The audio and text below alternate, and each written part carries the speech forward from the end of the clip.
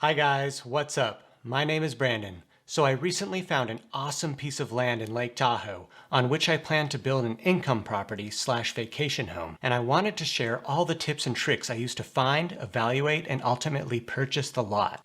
The first thing you want to do is speak with a lender who does construction loans to get a general idea of your total budget for the land plus the build. Knowing this will help you determine how much money you can spend on the land and also help you avoid any heartbreak later down the line if you realize you can't afford to build anything on the land that you just bought. It's definitely worth talking to a few prospective builders early on in the process to estimate how much the build will cost you per square foot. You'll want to research and make sure to factor in soft costs, which include architectural plans, engineering, site prep, and building permits. In my case in Tahoe, permits alone are $50,000 for the average single-family home, so you definitely want to be aware and include them in your budget. You need to do absolutely everything you can to figure out if you can afford to build before you commit to buying land, because trying to resell that land after realizing you made a mistake can be costly and much slower than selling an existing house. Once you have a budget, the next thing you want to do is find yourself a real estate agent that specializes in the area that you're looking,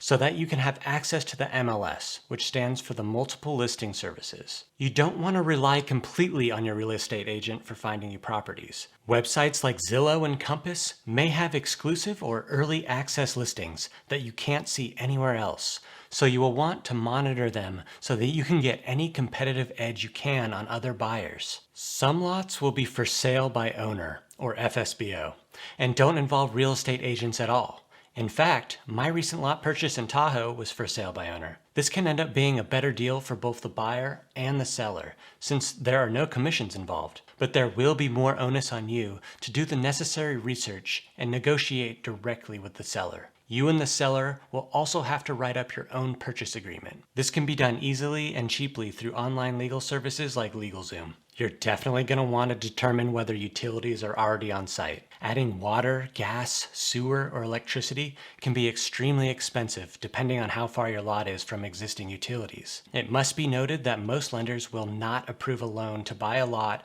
without utilities already in place. You'll also need to confirm whether or not the lot has public road access.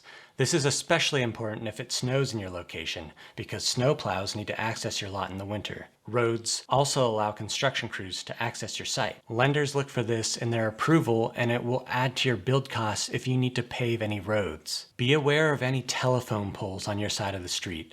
Some builders, especially those who install prefabricated wall panels, require the use of cranes, which can be blocked by electrical lines. Check how many trees may need to be removed or bedrock that may need to be excavated, as this will add to your total cost. Lots with a significant slope will require complicated foundations and engineering costs. Before you make an offer on a lot, check the county website for easements or zoning restrictions that may limit what you can build on the lot. You can also call the local building and planning department to ask for this information. Your lender will do their own independent research on this to protect themselves, but make sure you do your own research just in case. So, if you've searched every available listing and can't find any suitable land for sale, there is an option that wholesalers often use of sending out mailers. Mailers are just letters to current lot owners, letting them know that you're interested in purchasing their land from them. To do this, you can use Zillow satellite images with lot lines to quickly identify empty lots and their addresses. You can then use the local tax assessor's website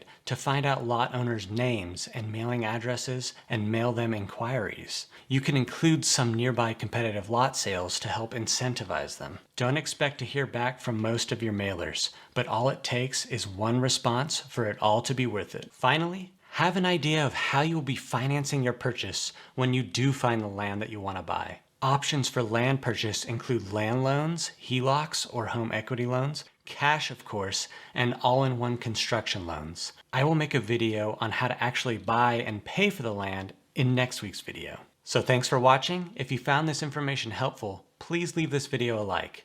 And if you want to see more content like this, please subscribe.